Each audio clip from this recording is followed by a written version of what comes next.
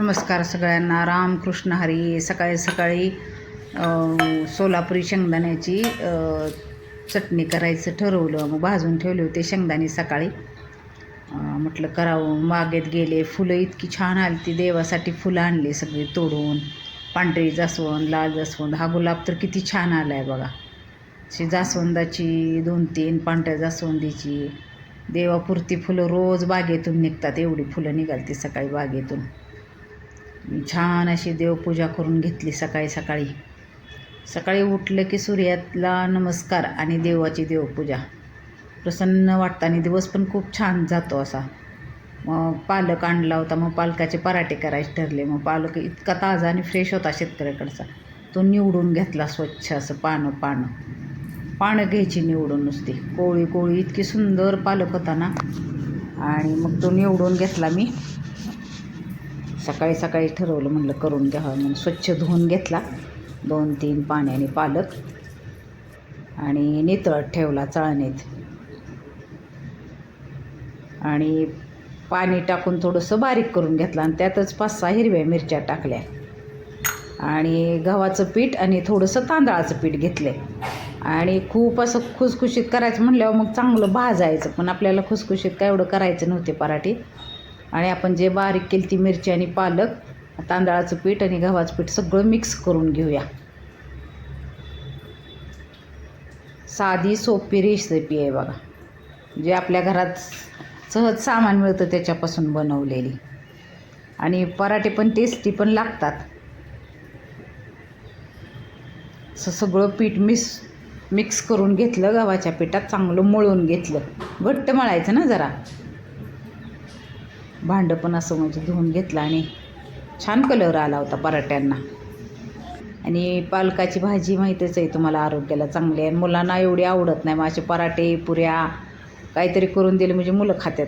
अशी घट्ट मळून घ्यायची, झाकून ठेवली थोड्या वेळ. आता पराठे करून घेऊया. सकाळी सकाळी एवढं म्हणजे होत नाही. मुलं शाळेत गेल्यानंतर मग जरा निवांत होतं. मग 11 वाजता असती शाळा. गेलीत सगळी मुलं शाळेत. राज माझ्या भोवतीच खेळत होता.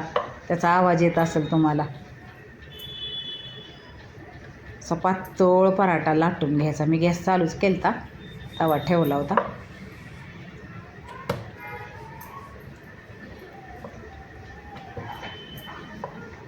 छान असं पातळ लाटून घ्यायचा. आणि म्हणजे कुरकुरीत करण्यासाठी मग तव्यावर चांगलं भाजून घ्यायचं. मग मी काय एवढं भाजत बसले नाही, असं साधेच केले. तवा गरम झाला होता. पराठा टाकून घेतला, चांगला भाजून घ्यायचा.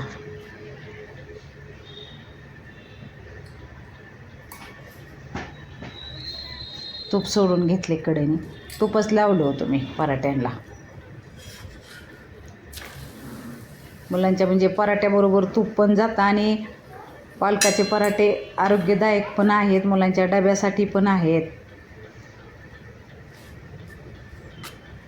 बारीक गॅसवर चांगलं भाजलं ना म्हणजे चांगले कडक कुरकुरीत जे होतात. तळण्यापेक्षा असे पराठे खाल्लेले तेल पण जात नाही जास्त. असे सगळे पराठे मी करून घेतले, पातळ लाटून करून.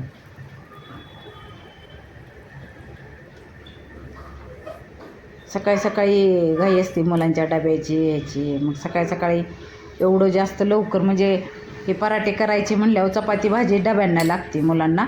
आणि पराठे पण लागतात, पराठे पण घेऊन जातात. पण नेहमी चपाती आणि भाजीच असते मुलांच्या डब्याला.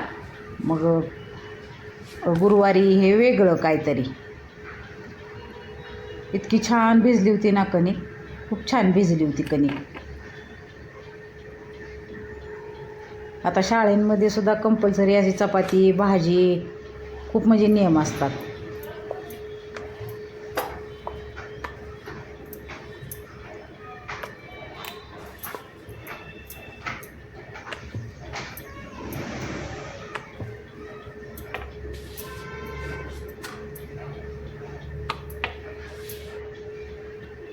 आणि कडक करायचं असलं तर असं काट्या चमच्याने पराठ्याला असं टोचून घ्यायचं. म्हणजे ते चांगलं भाजून घेतलं ना मग कडक होतात मग पराठे. असे काट्या चमच्याने टोचून घ्यायचं.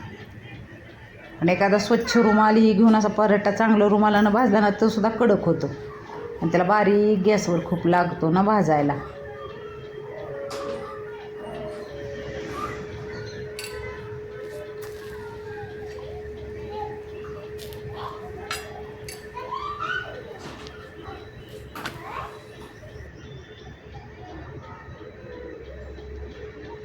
असे गरम गरम पराठे करून घेतले सगळे.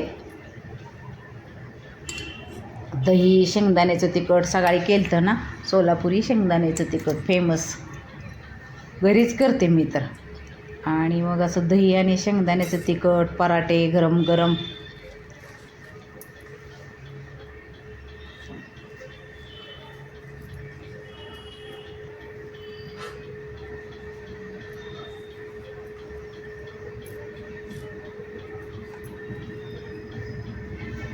ह्याच्यात तुम्ही लाल तिखट टाकू शकता, तीळ टाकू शकता, तुम्हाला जसं आवडेल तसं तुम्ही करू शकता. खरं असे पालकाचे पराठे आणि शेंगदाण्याचं सोलापुरी तिखट दही.